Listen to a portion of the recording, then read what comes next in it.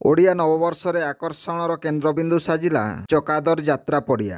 हजार हजार दर्शकों भिड़ भितर मनमोहित कला भली दृश्य। घटगां ब्लॉक अधीन तोराणी पोखरी पंचायत पोईपाणी ग्रामर प्रसिद्ध चंपकेश्वर महादेव पीठ संलग्न माँ बासुली ठाकुराणी वार्षिक उड़ायात्रा पर्व चकादर यात्रा पड़िया प्राय 50,000 दर्शकों उपस्थिति रे पालित हो जाइछि।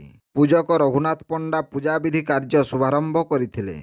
देहुरी उपस्थिति रे 12 जनरू ऊर्ध्व भक्तांक पिठिरे कंटा फोड़ी उड़ा खुंटरे उड़ीबार दृश्य को लोक माने उपभोग करुथिले। उड़ा यात्रा कमिटीर समस्त सदस्यंक द्वारा प्रत्यक्ष तत्वावधान रे यात्रा परिचालना करा जाइथिबा बेले शांति श्रृंखला पई एठारे घटगां पुलिस मुतयन होइथिले। सदर पाटणा और घसीपुरा निर्वाचन मंडलीर संगम काणीझरी नदी मध्यरे थिबा माँ बासुली ठाकुराणींकर स्वतंत्र पूजा पाठ करी भक्ता माने पिठिरे कंटा फोड़ाइबा दृश्य को हजार हजार दर्शक उपभोग करथिले। एही अवसर रे चंपकेश्वर महादेव एवं माँ बासुली ठाकुराणी निकटरे शह शह मानसिकधारी पूजार्चना करिथिबा जଣା पड़िछि। ब्यूरो रिपोर्ट जनजागरण ओडिया।